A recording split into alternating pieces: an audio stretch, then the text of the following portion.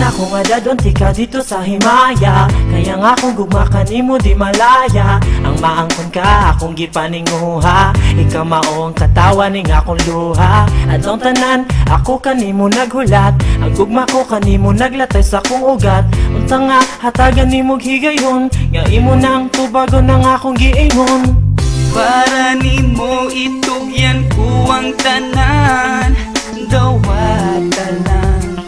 Ning gugma ko kay nagpaabot ra ko, naghuwat nga dawaton mo. Kining gugma nga gipakining kasing-kasing, unta dawaton mo kay nagpaabot ra ko.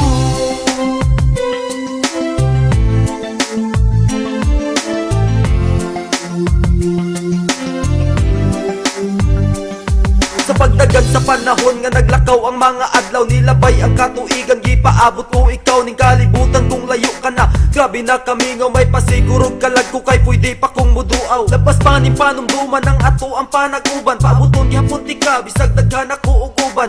Dihang ikaw mipalayo ang dughan naghuot, nag-abot ang akong luha buo sipunog singot. Para nimo itugyan ko ang tanan, dawat tanan. Ning gugma ko kay nagpaabot ra ko, naghuwat nga dawaton mo. Kining gugma nga gipakining kasing-kasing, unta dawaton mo kay nagpaabot ra ko.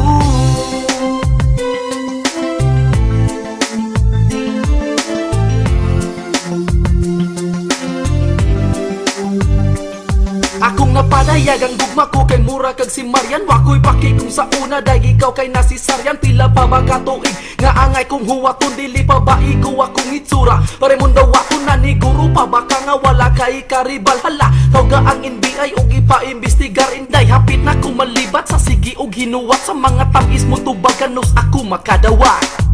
Para nimo itugyan ko ang tanan, dawat tanan.